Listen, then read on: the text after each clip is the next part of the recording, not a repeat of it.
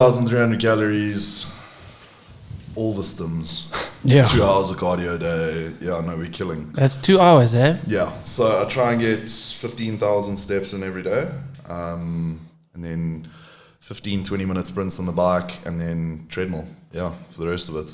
I enjoy it though. Yeah. That doesn't hit, is it high resistance? Yeah, so 15 seconds flat out, 45 seconds rest. 10 of those, 10, 15 of those. And on the watt bike, what bike do you prefer? What bike? The watt bike's definitely the best. Yeah. Because you don't need to change anything. Yeah. As you speed up, the resistance gets heavier. Yeah. And bro, I'm actually recording, so we'll just flow from that. So 4 weeks from a shoot. Yeah. What shoot is that for? At the beginning of the year, we obviously planned to compete in August, but with lockdown and everything, we didn't hit the off-season goals that we wanted to. Like, I wanted to reach an off-season weight to 125. And you got to? I got to 120, but very fluffy because of lockdown. So, and then my mind went, and end of lockdown, I went through a big breakup, and Steph said to me, right, you need a goal to focus on. Do you want to compete? And I said, I don't think I'll be big enough. And he said, cool, let's do a photo shoot then, but hard prep. Let's see how lean we can get you. Well, I mean, bro, you definitely are, I think now, honestly, even 4 weeks out, on the best shape of your life. 100%. Yeah, I'm leaner than I've ever been, dude. And it's cool because it's been tough over the past 3-4 weeks, especially with exams and things like that. But other than that, dude, it's been a breeze of a prep because we've been doing things very moderately. Probably the lowest amount of gear I've used in any prep. And I mean, food choices have all been there. So I've substituted lots of things in here and there, made sure I don't go over my total calories, and it's worked. Yeah. Would you say, as you say, the least amount of gear you've ever used, would you say that's actually more beneficial? 100%. Because I know tons of people that use so much, but they look worse than people that are using far less than them. Yeah. No, dude, I mean, speaking to some of the guys that are involved with Steph and everyone, like Broderick Chavez and all of them, Broderick prepped a Classic Physique Pro to win a pro show on 600 milligrams of Primo a week and 50 milligrams of Winstrol a day. Sure. That was it. No test, nothing. And this oak looked phenomenal. People underestimate the true amount of gear that you need. Because, I mean, if you look at what the average male produces, it's between 10 and 15 milligrams a day, okay, in their prime. And women is far less. It's about 1 milligram a day. So if you're looking at that, you get these guys taking a gram of gear a week, which some people don't even think is a lot, going up to 2-3 grams. That's a couple 100% times the amount that your body normally, you don't have the receptive facilities for that. Yeah. So let alone the mitochondria, let alone all of that. So you're ultimately just putting more stress on your system and feeling all the side effects, which you're not meant to actually feel side effects. I mean, if you get prescribed a drug from your doctor and you start to feel side effects and you tell him, he usually changes it. So side effects means it's actually too much for your system. Yeah. I mean, off everything I've run in the past 3 months, the only side effect really is a little bit of bad skin on my back, and that's because I sweat more. Yeah. That's it. It happens on juice, off juice. The more cardio you're doing, the more pimples you do get. Exactly. And it's hotter and I'm sweating anyway. So, feeling side effects when people say, oh no, they want to feel their trend work. What does that mean? It means you're feeling angry, you're feeling restless, you've got lethargy, you can't sleep. Why do you want that? You've got night sweats, you wake up, you have to change the sheets. Dude, that is the worst. That is honestly my worst. Yeah. Bro, would you say, do you think, and obviously neither of us are scientists or doctors, but do you think that, let's say you take 3 meals of test a week, right? Yeah.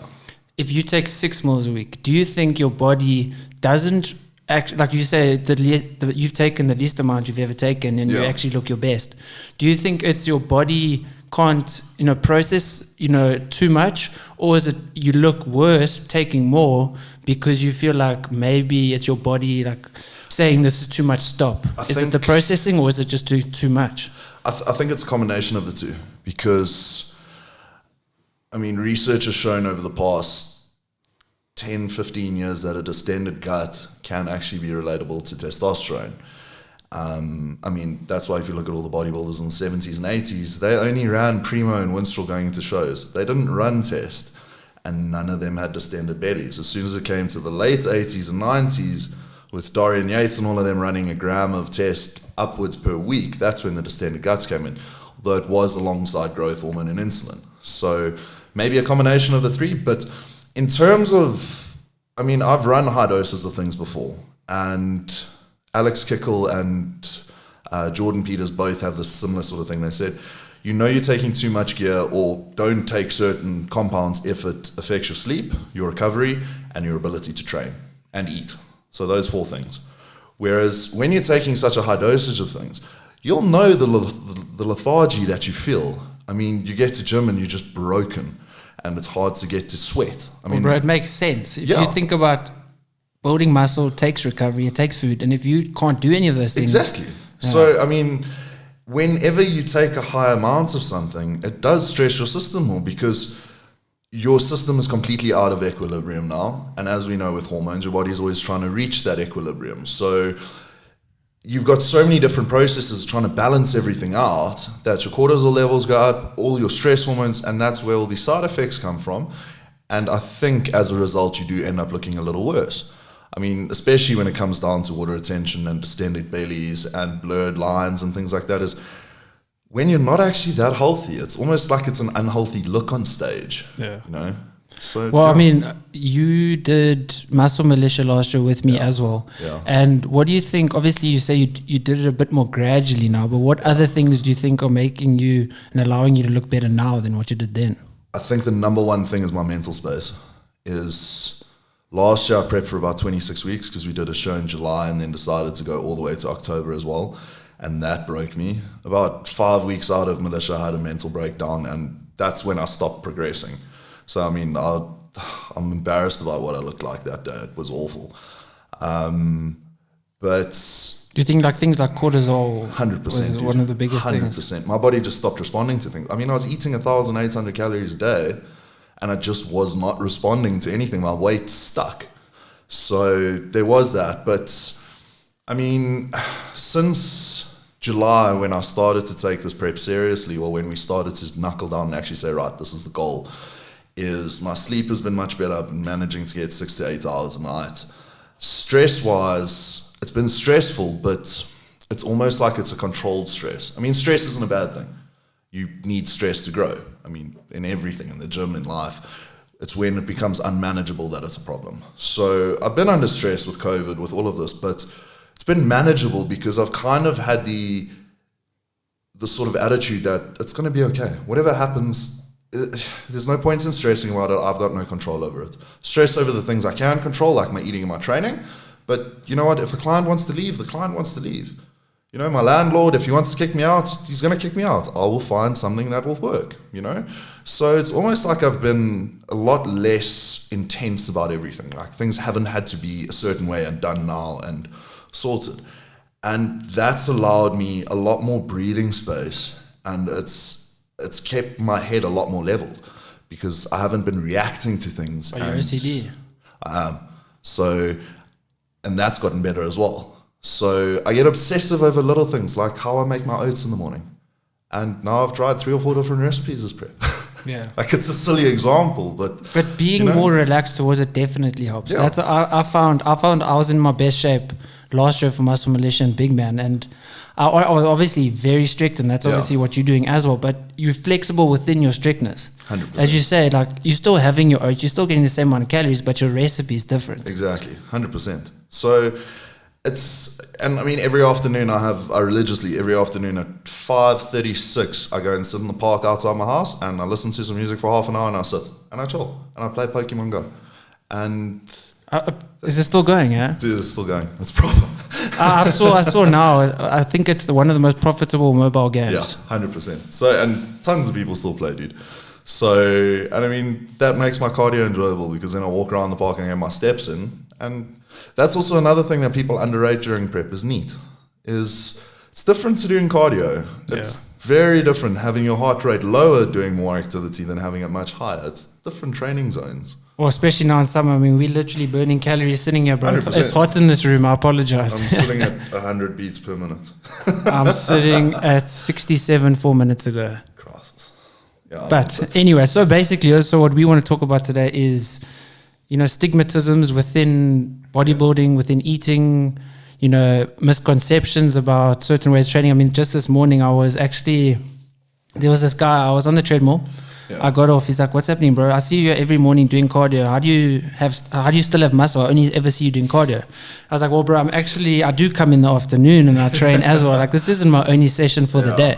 So he's like, "Okay, cool. What magic supplements do you use?" And I was like, "Bro, to be honest, like, your eating is 100% the most important thing." And he's like, "Okay, cool. Must I stay away from carbs? Must I stay away from, must I eat less?" I'm like, "Well, bro, carbs are not the enemy. Like, you can eat, it's within moderation. Food is not bad. Overeating is bad." Exactly, yeah. Carbs are not bad. Overeating. And I mean, it's actually interesting how times have changed where, back in the day, everyone said you have to avoid fat. Yeah. Now people are like, you have to avoid carbs. Now people are like, you have to avoid meat proteins. It's just, and you can't have any cholesterol and this and that. And it's awful, dude.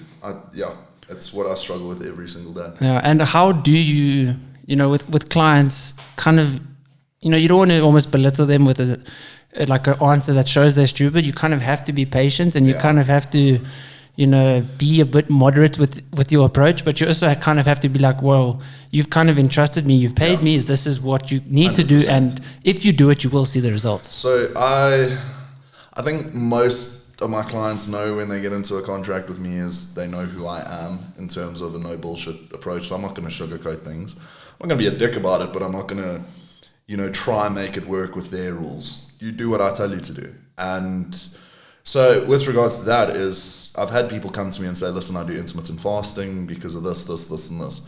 And if it's because of a lifestyle purpose or because they work a 12-hour shift or anything like that, I'm like, cool, we'll make that work.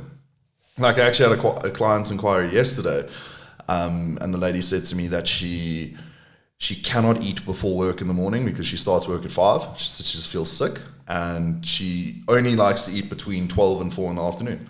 After that, she feels like she goes to bed with a heavy stomach. So I'm like, cool, if you get your calories in then, perfect. And so I will use intermittent fasting with her. But if she were to come to me and say, "No, I do intermittent fasting because it's the best for fat loss," I'd say, actually, that's where you're wrong. Or she wants to put on muscle. Yeah, exactly. So, I mean, I've actually done, I don't know if you've listened to any of Lane Norton's. I've seen him on Instagram, and I watched some of his like debunking videos that he puts on YouTube. Intermittent fasting. I haven't watched that, no. You must watch some of those. They're very, very interesting with regards to muscle building. Because does he say you can or you can't? Because a lot of people say you can't. It's possible. But that's if you're in a calorie surplus. Yeah. So even if you're in a calorie surplus, though, it's less effective at building muscle. Yeah. So if you're just the average dude wanting to get a little bit bigger, be a little bit happier, cool. But if you're a bodybuilder trying to optimize your growth, it's not the way to go. Yeah. Whereas for fat loss, it works a lot better. So, but I mean, there's that. There's also someone came to me and said, "No, I can't lose fat because I'm insulin resistant. It's impossible to lose fat for me." I said, "Well, you're probably not eating in a calorie deficit." And I asked what she ate in a day. She was eating 3,500 calories a day. And it's never actually as much as what she is eating. They always sugar-coated, excuse the pun. Yeah, 100%. They'll say, "Oh no, it was a tablespoon of peanut butter," where it was half the jar. Yeah. That's why with peanut butter, you have to measure those 15 grams needs to be like 15 grams because someone's tablespoon is layered that thick. Dude, I told Steph to take peanut butter out of my program. It's difficult, bro. It is a trigger. I'll have a little bit in my oats and then I'll just want a little bit more and then an extra 5 grams, the extra 50 calories. Like it's exactly, dude. I mean, a level tablespoon is 100 calories. Yeah. And you have that at midnight, you have 4 or 5 tablespoons. Yeah, it adds up. Yeah, it's a whole meal. That's also, I mean, people also think that peanut butter is bad because it has some sugar in it. Whereas, a calorie, I don't know, obviously we spoke about this with Jack, but what is your level of flexible dieting? So, I'm generally happy, if it's an athlete, unless I fully trust that athlete, like one of my sponsored guys at the moment, Wandile, this oak's going to make waves in a few years, dude. He's 20 years old and he tracks every single one of his reps. Messaged me yesterday is disappointed because his incline bench hasn't gone up in the last 3 weeks. So his level of progressive overload and how closely he monitors is incredible. I mean, I don't even do things on the level he does. And I forgot what I was saying now. Your level of flexibility. So with him, I trust him fully to make the right food decisions, okay? Because he's not going to be stupid about it. He knows how strict he has to be, and he wants to be strict. It's not like he's trying to find the easy way out with things. So with him, I say go for it. I'll just give him his macros. But with some other athletes, like with Beulah, for example, I don't give her any flexibility because she doesn't do well like that. If she's given a plan and you say stick to this, she sticks to it. Yeah. And that's what she does. And that works for her. So I give her that. But when it comes to lifestyle clients, I like to make sure that they eat under a total amount of calories per day. But the main priority is getting that protein goal. So as long as they've got that, I don't mind if they eat. I don't find it makes a considerable amount of difference if they overeat their carbs by 20 grams, but undereat fat by 10 grams, for example. Total calories are kind of equated, but they're not going to notice the performance difference that 20 grams of carbs would give them compared to what I would notice it when I'm only eating 80 grams of carbs a day. So in that sense, as long as you hit your protein, as long as you're not eating too many calories other than that, that's generally fine with me. What other, not to throw any of your clients under the bus, but stupid questions have you gotten, or questions that maybe just are misinformed individuals who ask questions that you're kind of like, where did you hear that? I don't know where to start with that. Christ, it's doing the Q&As on Instagram. Some of the things I get are ridiculous. Like someone asked me if training shoulders and quads together is more anabolic because training legs releases growth hormone. So they're saying if you train your legs with your shoulders, that growth will go to your shoulders. Yeah, and also then I was confused. I said, there've been some studies to show that it's because it's the biggest muscle group, really. That's why the growth hormone response is the highest. And he said, no, but what if you warm up by training legs every session? So like you do 5 sets of squats to release growth hormone and then you train your chest. Only it was immediate. Exactly. Like not over the next 8 hours. Yeah. And I was just confused by that. And I mean, the number of drug questions. Like I posted a question sticker last night based on supplements because I wanted to see which supplements most people are interested about hearing about and then break it down completely. And someone just, I think it was about an hour ago, said, opinion on 500 milligram plus test cycle. What does that, for what? Yeah. Are you an old man? Are you a teenager? Are you a bodybuilder? Like what? It's that, and then carbs after 6 o'clock at night, and sugar, and this. And I told someone that they need to have maltodextrin as an intra-workout, and they said they checked the back of the tub and they didn't buy it because the total carb said it was all sugar, and they don't want diabetes. So they refuse to have any sugar because they don't want to get diabetes. But then they'll still eat the food with sugar in it. Yeah. This person came to me because they were overweight, because of their addiction to Krispy Kreme, and now they don't want to have maltodextrin as intra-workout. Yeah. It's mind-boggling. It really is. And in terms of carbs after 6, that kind of stuff, which is definitely something that was established maybe in our parents' generation. Yeah. And how do you feel about it? Because personally, for me, obviously most bodybuilders put their carbs around their workout if they're obviously limiting the amount of carbs and selective meals. But for you, when do you feel most optimal? What time of day when do you have carbs? So right now I have carbs for breakfast. I have my oats with berries and whey with egg whites, and then pre-workout meals, cream of rice and whey. Post-workout meal is mince and potato, and then meal after that has a little bit of sweet potato in as well. Then dinner's just veggies with steak. So also around my workout mainly, but I feel earlier on in the day. So that's usually when I'm getting all my work done. And if I have carbs later in the day, I feel that I tend to remain hungry. So, I mean, my meals later in the day have cottage cheese in them. They got mozzarella, they got avo, olive oil. They're more my fat dominant meals, and I find that keeps me fuller, especially going to bed, is you don't have these late night cravings, which, I mean, as competitive athletes, we know it's just irritating, but, I don't find I have those anymore. And I wake up and I'm not starving or have those hunger pangs when I wake up because everything's digested sustainably. And I feel that that's just more beneficial for me. And even I'm having 40 grams of cream of rice pre-workout, which is about 30 grams of carbs, which is very little. Which is 1 tablespoon, it feels like. Yeah. You eat it with the smallest tablespoon possible, one of those long teaspoons. It makes it feel so much longer. But I mean, that puts me through a whole workout and I'm fine still. So, and then you don't eat carbs later in the day anyway. Yeah. That's your energy source. I had a guy the other day who I put on my pre-workout meal, whatever I said, like it was a screenshot of my fitness pal for my meal. Yeah. It was like whey protein, oats, and peanut butter. The guy's like, bro, don't you feel lethargic having that before gym with all that fiber? And I was like, bro, like I am having it like at least an hour before. Yeah. I'm not having it in the car as I'm at the gym. And I mean, an hour before gym is more than enough time for 80 grams of carbs or 80 grams of oats, not even carbs, 80 grams of oats to be digested. 100%. I'm more than fine. Like, don't go read something online and think that's God's word. It's the misapplication of things. Is lots of coaches think that fiber just switches off mTOR as well, and that you mustn't have fiber pre and post workout because mTOR won't, and mTOR, for those who don't know, is it's the enzyme with the process of muscle protein synthesis. So, and that to some extent is true, but you're not trying to stimulate mTOR with your pre-workout meal. You're trying to stimulate it while you're training. And I mean, I eat pre-workout meal anywhere from 90 to 60 minutes before, and then 10 minutes after that, I take my pre-workout. What am I using at the moment? Something from Extreme. One with the dude with the Stimlord.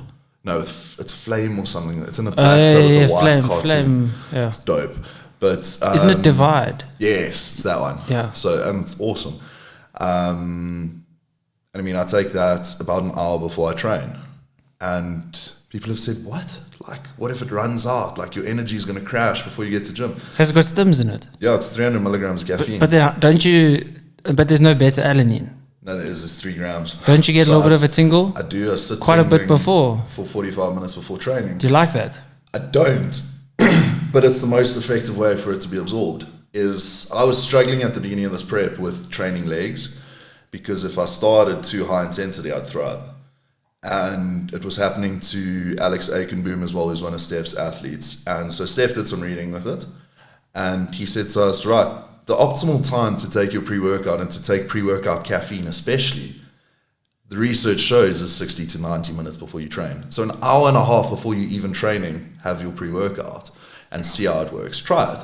Yo, bro, I don't know. Because when I take pre-workout, I have to literally be like driving to the gym, because if it kicks in in my ears, I won't get anything done before the hour before gym. I'd be walking around, just trying to like rip my ears off, because I'm so susceptible to beta-alanine. Yeah. That it's actually, I prefer stim-free pre-workout just for the pump. Yeah, that actually makes sense. Like there's, that's why I like Dr. Jekyll that much from ProSubs, is because I think there was one that had like 100 milligrams of caffeine in it.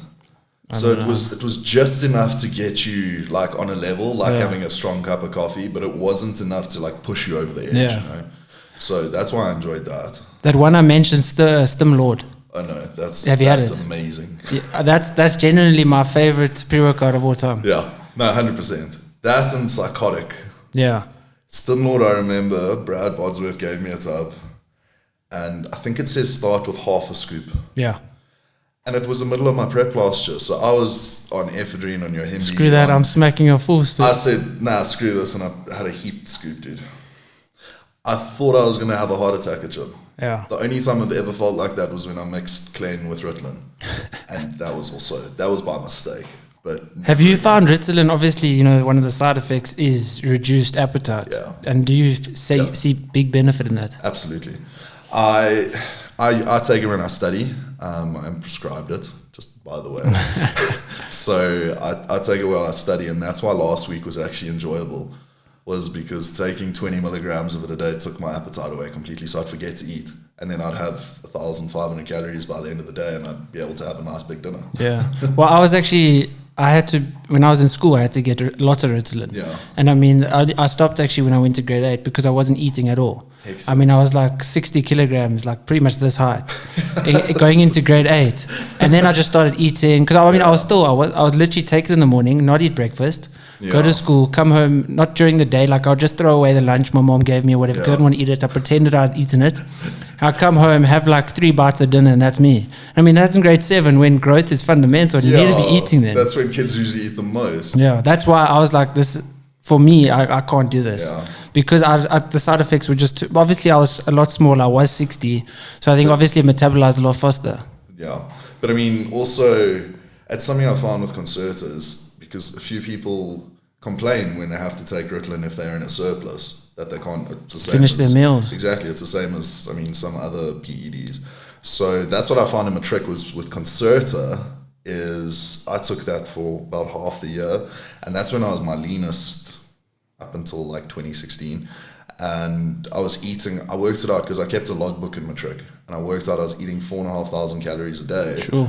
And I had abs, because I mean, I was training at gym every morning, then I had rugby every afternoon with fitness. Then every weekend was obviously a rugby match, and Sunday I'd spend walking on the estate. And then it was boarding school, so you had to walk everywhere. Yeah. And so I was probably clocking 10, 15,000 steps a day. How were you getting your meal? How were you getting those kind of calories in? Oh, Hilton had a wonderful thing. We didn't have portion control. I guess it is Hilton. So, dude, for breakfast, you can ask any oak that I was at school with. Every day I'd get the stiffer from the teachers because I'd have 10 boiled eggs. So I had 10 egg whites, but then at least 1 or 2 plates of cooked food, a bowl of cereal. There was always fruit, so melon and watermelon in the morning, and I have that covered in yogurt. That was my breakfast. And I'm sure that's for boarding school. That's a luxurious breakfast, bro.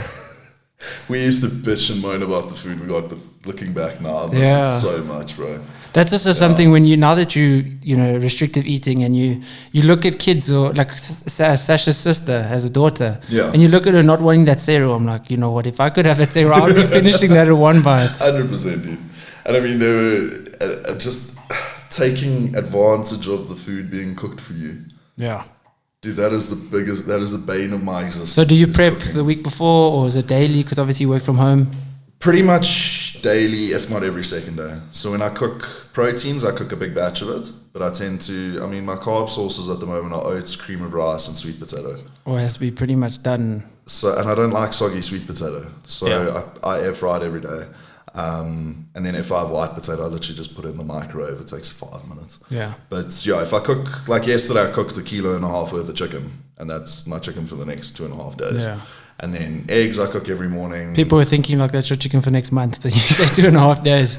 Dude, I went to Pick n Pay and I bought 2 1.5 kilo trays of chicken, and someone jokingly said, "Oh, you're stocking up for the month," and that's like a week and a half, bro. It's expensive, bro. It's stupid.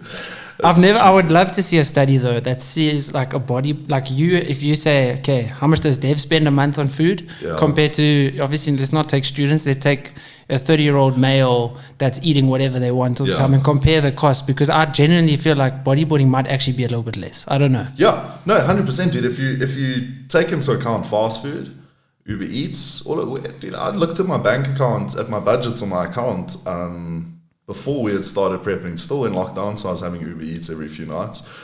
And my money spent on food has been the exact same. And I mean, I'm eating nice food this prep. It's not like a previous one where I opted for the cheapest options of things. I'm in a comfortable position this year, so I'm enjoying my blueberries every morning. You know, enjoying good quality steak, not tenderized steaks. Minute steak. Like so you say, is chicken your main source now? It's my most enjoyable at the moment because... red meat I can't have too much of because of the fat content, and I don't like extra lean mince. Do you not? And not ostrich? So ostrich I enjoy, but I've had that for the past 6 weeks, so I'm a bit tired. Yeah, sometimes that red gamey meat is just like last night I had it was like 300 grams of ostrich, and I got through 150 and I felt sick. So I honestly just didn't have the rest. Also, I mean, I can't eat well done meat. I like very rare. I actually make my ostrich a bit rare. That might be why I feel a bit nauseous. Yeah, but I mean, that's just the best. Yeah. But, so mainly chicken. I have gotten hake a few times just to, introduce it to the palate slowly. And also you can have, quite a bit more than what you can of chicken for the same amount of calories. So it's a lot, So, and I don't enjoy the tuna because... I hate tuna. I can't do tuna. There's one meal that I do like though, is you put tuna, obviously it depends on your macros, whatever, but tuna, I used to do this literally every day during varsity. Yeah. Let you do a can of tuna, a can of beans, and a full avo. and with just tons of baby spinach. And I just mix it up together. I promise you, that sustained me for. Sounds good. That sustained me for long, because obviously you get fiber, you get protein, whatever, from the tuna, from the beans, and then the fat from the avo, and then a little bit of greens and stuff. And I mean, that honestly sustained me. I'd have that because I was still fasting then. Yeah. I'd have that at 12. And literally go have a shake before gym at 4, and then come home and then have like another 1,000 calories for dinner.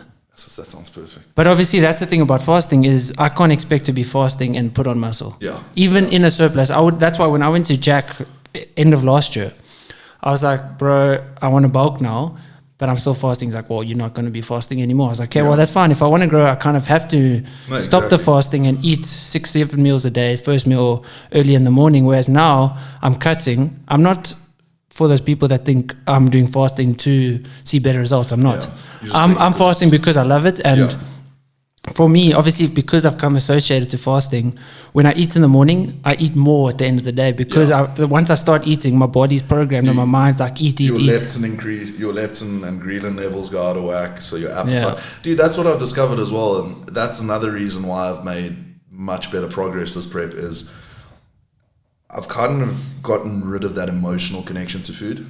So also realizing that hunger isn't a reliable, you can't measure hunger. Yeah. So it's the weakness of your mind.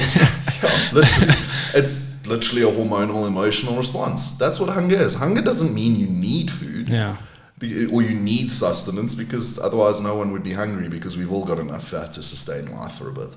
So, and that's what Ian Valle, he talks about a lot, is he never has cheat meals because he never feels the need to. He says he enjoys a burger every now and again in the off season, but he said otherwise he's a pro bodybuilder. Pro bodybuilders need to eat for this. Bro, I don't have a bad association with food. That I like obviously binge eat for a long period of time, but I do love cheat meals, and the emotional response you do get from good food, it's hectic. Dude, no, it's and you can see why people have eating disorders. Yeah, no, 100%. And I was actually thinking about, it was something to do with an eating. It was yesterday where I was making dinner and I had one of those moments, when you're looking in the fridge and you see something that looks really nice, but you're not meant to have it, And I was looking at my mozzarella cheese, like of all things. And I was like... cheese is amazing for any bodybuilder that, almost every bodybuilder cuts up actual cheese. Yeah. Looking at cheese, it's amazing. It's amazing. So I saw the mozzarella in the door, and I was like, can I have this if I... And then I stopped and I was like, no, as soon as you try and justify being able to have something, then it's an issue. And I think that's an issue with eating disorders, is people, they have to try and convince themselves that it's okay to eat, to treat yourself every now and we've all again. done it, bro. Dude, we've all done it. Yeah. Everyone does it, and it's to try and justify. And for me, that's the issue, is because why are you justifying eating? I mean, it's not like you're justifying robbing a store or something. Like you're justifying putting food in your mouth. Yeah, there's been often times where I'm like, okay, it's fine, I'll cheat tonight, but then the next 3 days I'll decarb. Yeah, low carb next. Yeah, like the give and take is actually, it's not good on your mind, it's not good on your body. No. And I mean, on Friday, was it Friday? Yeah, it was Friday. I was training legs Thursday, sorry. I was training legs and I messaged Steph after the session and I said, dude, I'm dying. Like, lethargy set in, my energy levels are down, and that's because I just finished 2 exams and I had 3 more, and I was like, listen, this is tough. And he said, cool, let's revert back to, because we were on 2-3, he's like, let's go to 2-7 till Monday. And Sunday I stayed at 2-3, yesterday I stayed at 2-3, because it was just, I was like, okay, cool, I've got an extra 400 calories. That's 100 grams of carbs. Like, sure, you can fill your day up with something nice. But then I stopped and I was like, but do I really need that? Yeah. And I had a little bit extra in the times that I needed. But I just started to think like, no, because then I'm going to start trying to justify having shitty, substitutions, like trying to put bread in there or something that I wouldn't usually have. I mean shitty in the sense that my body isn't used to it at all. And that's when I felt like, let me rather increase my avo portion by this little bit more, get a little bit more fat in, and that sustained me throughout the weekend. And it was awesome. How do you feel? Mark Carroll, I assume obviously you know him, he made a post, it was yesterday or the day before, where he was like, look at your your calories as a weekly budget. Yes. And I don't know how you feel about this. And so it's basically saying, like, if you want to have 600 calories, 700 calories extra on a Sunday, take away 100 each day, and then you will have the exact same fat loss at the end of the week. Yeah. But because you're on the exact same calories for the week. So that's how I base a lot of clients' plans. So that's why they'll eat the same amounts of calories every single day, whether it's a rest day or not, is because I feel that if you're adjusting your food as often as, say, every 3 days for a rest day or something like that, it plays a bit of havoc with your leptin and ghrelin. Whereas everything is in control and in a constant for 7 days a week, your body's pretty used to it. Okay, but I feel, Andrea Papas does this. I'm not sure if you follow him on Instagram. Yeah, actually, someone said I must have him on the podcast. Guest would be an amazing guest. He's taught me. He used to coach. Where does he stay? Bedford View. Okay, cool. He coached Kevin Lavroni in 2016. Okay. Yeah, his first comeback, the proper one. Sure. Andrea coached him, but that's what he does. Is you'll love his pages on the weekend. He has binges, and he'll eat 10,000 calories on a Sunday afternoon, and he does that because for 6 days a week, he has 2 vegan meals a day. He eats in a slight deficit because he's working, so he's busy, and he doesn't have that hunger during the week. So he'll eat in a deficit and calculate that deficit, and then on weekends, because he's a foodie and he loves food, he'll go and indulge. And he's shredded year round. He has striated legs year round, and I think it was like 10 years ago he was considered obese. Sure. So he's completely turned his life around, can still enjoy all the food he does, because also, dude, the food he binges on isn't just crap food. Like this past weekend he had a Greek family day and he posted a picture of this plate just piled with Greek food. It was amazing.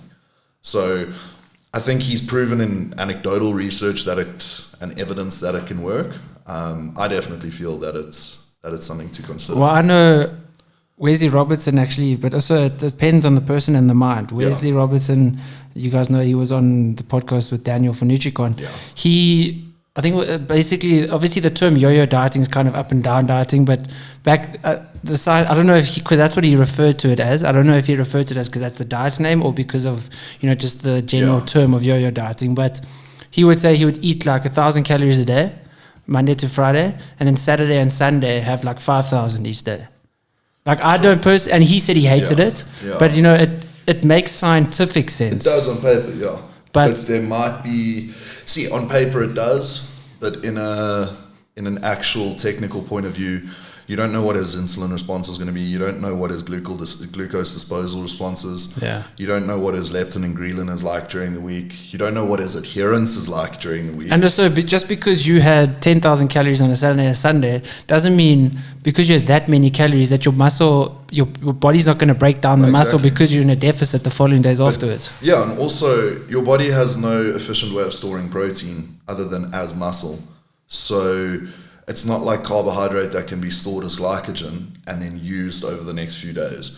Protein, if your body can't use it, it gets rid of it by either through way of deaminization or through waste. So, and that's also one of the arguments with intermittent fasting is because you can't pull protein as much as everyone thinks you can. But when you're in a deficit, especially if you're eating 1,000 calories a day, and Wes isn't a small guy. Yeah, I made those numbers up. It wasn't exactly 1,000, but it was something as ridiculous as 1,000. So, for example, let's say me eating 1,500 a day.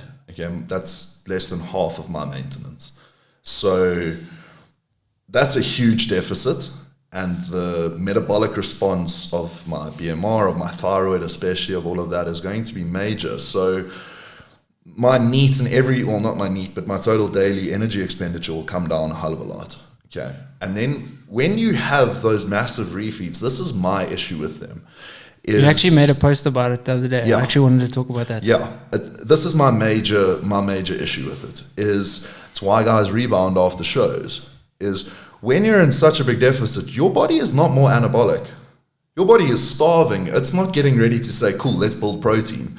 Let's build muscle. It's getting ready to say, fuck, let's store Hold as much. Hold on to everything. Anything that comes in, our metabolism is going as slow as possible right now. Let's store it.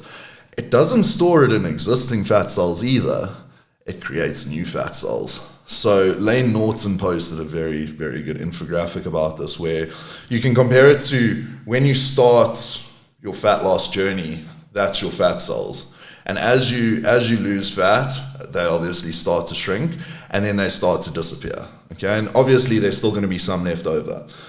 When you enter a hypercaloric state, when you've been in a deficit for so long, those don't just refill. Before they refill, your body creates new ones. So you had 5 that have now shrunk, and now you've got 3. But now you have this massive refeed, and your body's like, fuck yeah, let's hold on to all of this. You grow 3 more or 5 more. And now you've got 10 fat cells. Sure, it might not look like much. You might not notice a visual difference immediately. But if you carry on eating in an extended hypercaloric state, like guys do post-show, then the ones your body has created suddenly fill up. And that's why it looks like you gain 10 kilos overnight, is because your body is in the process of creating those fat cells, and then all of a sudden, boom, they're there. Okay. And now that still happens if you're prepping. So if I'm in a deficit now at 2,300 calories, and this weekend I go and have a 15,000 calorie binge, my body is going to create those fat cells. Sure, I might not see it now, but that's going to affect my condition in 4 weeks' time, because my skin's not going to be as thin. It's not going to have that. And that's also why fewer and fewer pros are taking this approach. I mean, how many pros do you know have massive cheat meals? I've only seen 2 or 3 this year, being Juan Diesel Morel. He has 22,000 calorie cheat days, but I mean, the man weighs 300 pounds. So, but I mean, in light of all the top pros, they don't ever do that. Yeah. And if they're not doing it, well, you know, there must be some science behind it. Yeah, well, that's also, I think the biggest thing is also it's that, and then the mental aspect. The mental side of it, yeah. And that's why I know personally for myself, if I have a, you know, like a cheat meal, now currently it's only once a week. It used to be twice a week. Yeah. I do have a time where, you know, sometimes you just eat until you can't anymore. Yeah. Yeah. And I mean, I'm not going to deny that I do that. A lot of people, I'm sure you've got this before as well, where people look at you and be like, oh, you must not enjoy good food, or you don't enjoy pizza. Or, I mean, when I was at a commune, I was prepping for WFF South Africa. And they had all that pizza and whatever, and they're like, oh, it's fine, we don't need to offer Jesse, he doesn't like good food. And I was offended. I was like, guys, I promise you, I like good food. I love good food. Yeah. And it's difficult because when is enough, you know, because if you're just sitting on a Saturday night eating your food or whatever, and you've got a lot of food with you, like it's difficult not to eat it, and the reward processes in your mind is so fulfilling up until a point, and then a second later you hate yourself. Exactly. So that's one of the ways I help clients regulate it, is if a cheat meal is needed for psychological purposes, for motivation, for things like that, or if someone's going to a birthday dinner or something like that, I say, cool, don't take your chicken in a Tupperware. If you're going to a wedding, for example, one of my clients went to a wedding last week, and I said to him, don't take your flipping meals in a Tupperware. See what they have. What's on the menu? And he found out for me, it was like a pork roast or something like that. And I was like, cool, have 2 slices of pork. You know that will fill you up. Have some gravy on it. Have your potatoes. But don't think, oh my God, it's a free-for-all. It's a buffet. I can have as much as I want. Because I have that mentality with sushi, dude. Yeah. If it's a buffet, I just don't stop. That's my problem. Like if it's all you can eat sushi, I'm like, I've paid for this. Let me put them out of business. Dude, at Hooters with Wings Wednesday. Yes. I went there once and I got 85 wings down. Yeah, see. And that oil, it sits in your stomach. Dude, I left there with my stomach. I felt ill. Like for a day afterwards. It was like I've had many cheat meals where I genuinely just feel ill afterwards. Yeah. And to be honest, for myself, I don't feel bad because I know I've deserved it. Yeah. But, you know, there comes a point where it's like, actually, maybe I did eat a bit too much. I could have stopped after 1 slab of chocolate. I didn't need to have 3, and I didn't need to have 4 packets of chips. I could have just had 1, you know. And that's also, bodybuilding is definitely, everyone says 100% diet, but it's 100% diet through a positive mind. Yeah. Because, as you say, even just post-comp rebound, it's that, you know, what now? What's next? Exactly. And that also is detrimental to people's physiques, because I've done it myself. There's been, you know, billions of people before me who after a show, they look terrible. Yeah. Terrible. But also because maybe they'll go off juice or whatever, and they'll continue eating. But I mean, the mental aspects of going off juice as well, that's why an exit plan to a show is so important, is to know that for the next 6 weeks, cool, this is the plan we're following for the next 6 weeks. And it isn't specifically reverse dieting. It's taking your calories back up to your new re-established maintenance. So, I mean, I know Craig Brown does this where he'll diet someone down for a show, and then straight after the show, they'll eat at their maintenance calories. So they would have dieted down to, let's say, 1,600 calories, and he'll take them straight up to 2,400, because immediately that's such a big increase in food. It fills that starvation. Whereas if you slowly increase it, I feel people struggle to keep adherence because 100%. they feel, okay, well, it's after show, so it won't matter if I have a little bit extra. Whereas if you take them straight up to maintenance, they don't want to have more, you know? So, and I mean, I've been victim of that where, I mean, 3 of my 4 shows that I've done, I've rebounded. I've done it every single show. Yeah. And every time I tell myself, no, this will be different, but it never is. Yeah. And for example, this year, I know it will be though, because, dude, I'm 4 weeks out and I'm not thinking about KFC and I'm not thinking about... You're not on Instagram looking at food pages. Dude, it actually irritates me when I see people on their story post pictures of cake and ice cream and stuff, and I'm like, I don't want to have to think about this. And also, if you're posting these things, like, sure, like, watch it in your own time, whatever, but if you're posting it, you're not enjoying the process, so don't do it. No, what kick are you getting out of posting nice food? It's something you can't have. Yeah. Like, dude, when I go grocery shopping, I walk through the bakery because I like the smell and I like seeing what I can have in 5 weeks' time. I mean, I was at Santon City Checkers last weekend. I don't know if you've ever been there, dude. It is, they've got the Chocoloza stand with the collectible chocolates, they've got the sushi, and I walked through all the food and I just looked and I wasn't like, ooh, should I have some? I was just like, oh, this is going to be so nice in a few weeks' time. Yeah. And that's also what people need though in life is, you know, that end goal. And it's not even an end goal. It's a mini goal within your goal. Yeah. You know, you're looking at this photo shoot as, I'm not peaking and then I'm done. No, I'm not doing this and then, oh, it's fine, I deserve to relax. That, I think that's the biggest issue. Yeah. The main thing with it for me is this year was super shit in so many ways. And I just want to prove that even in shit times, I can make something of myself. You know, I can pass first year varsity, I can get into the best condition of my life, having gone through the shit that I've gone through this year.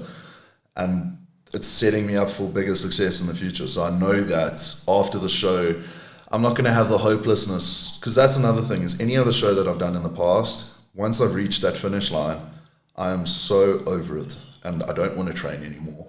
I don't want to do anything. I just want to sit and eat. Yeah. And I'm exhausted and you must leave me alone now, and that's it.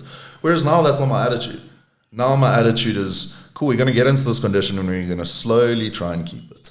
And even if we're going off everything for a while, it doesn't mean you can't maintain your condition, doesn't mean I still can't train hard and be happy, you know? Yeah. And it's like Jack says, your body is your business card as a coach. And I truly believe that. Yeah, 100%, bro. You know, you can't be even if you look good and know nothing, you get a lot more clients than someone that may know a lot, but doesn't look good. Exactly. Unless you're a highly specialized guy like Hanny Rambottle, you know, but like in terms of the average trainer or coach, it's kind of important. Like those guys that look terrible at Virgin Active, they may know a lot, but because they don't look good, 9 times out of 10 people are just be like, oh, I'd rather go to an online coach. Exactly. 100%, dude. So, and with regards to that is, I need to be in shape year round. I mean, I'm looking for new sponsors now, so I need to be in shape for photo shoots for them and everything. Yeah. So that's also something I think that South Africans don't understand compared to overseas, is always actually being in shape. If you can't expect sponsors unless you always look the part, 100%. because overseas they're doing photo shoots, you know, they get a week, 2 weeks notice. Yeah. Whereas in South Africa, people are like, no, give me 12 weeks, give me 4 months. Like, it doesn't work like that. Dude, if a brand is giving you a few tubs of protein for free each month, they're not going to wait 12 weeks for you to do a photo shoot. You know, the guys in the States are busy paying their athletes $10,000 a month or whatever it is. They say, cool, you need to be ready. Yeah. And if the person says, sorry, I won't, well, then they find someone else. And I think sponsored athletes in South Africa are spoiled brats a lot of the time because, dude, a sponsor, I dropped my sponsor a week ago. I didn't lose. I dropped them because I'd rather not be associated with that brand anymore. People need to realize it's just that.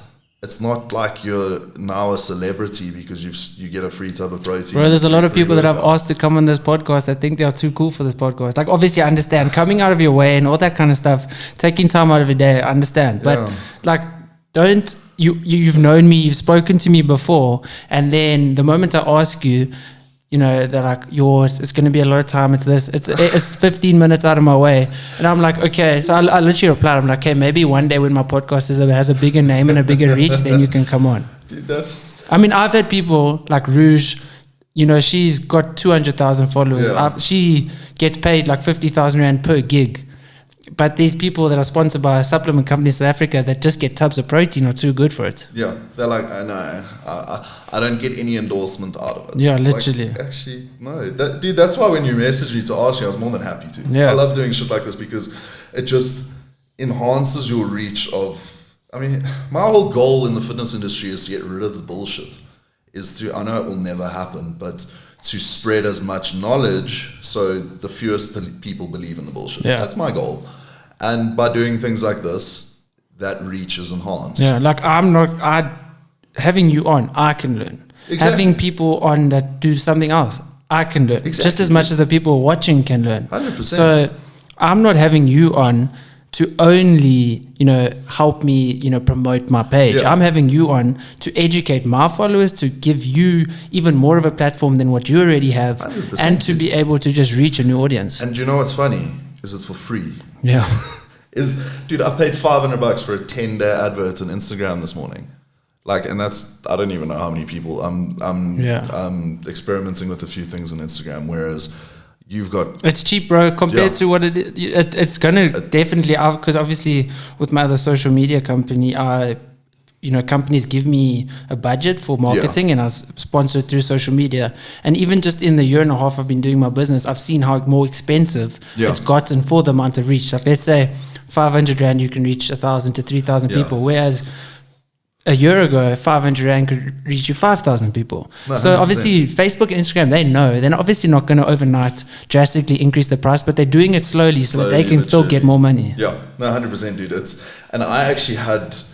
When I try to promote it, I haven't done sponsored ads for a while, and I tried to promote it, and they said there was an unpaid ad on my account, and it was from 2018 when I did my last one, and my credit card. I remember I had to cancel. Yeah, I had to cancel my credit card, so the payment never went through, and it was $500 as well, and it was for triple the duration that my ad was now. Same reach, same demographic, and all of that.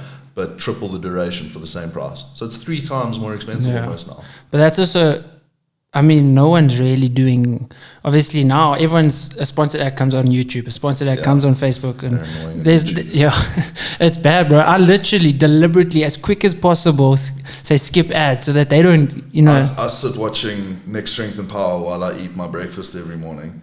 It's an 11-minute video and 4 ads pop up that you have to wait 6 seconds to skip. But then, you know, the more ads in a video, the more successful that person is. So it's cool. It's sometimes, because if you watch that ad, that, you know, the person who's posted the YouTube video gets more ad revenue. So it's almost sometimes like, oh, shame, I'll show him some support. Or you're watching a video you actually don't like it, the ad comes on, you like quickly skip, like, I don't want this guy getting any money. No, close the page. Bro, thank you so much for coming on. Dude, it's my absolute pleasure. It always is. It's been awesome. And guys, thank you very much for listening.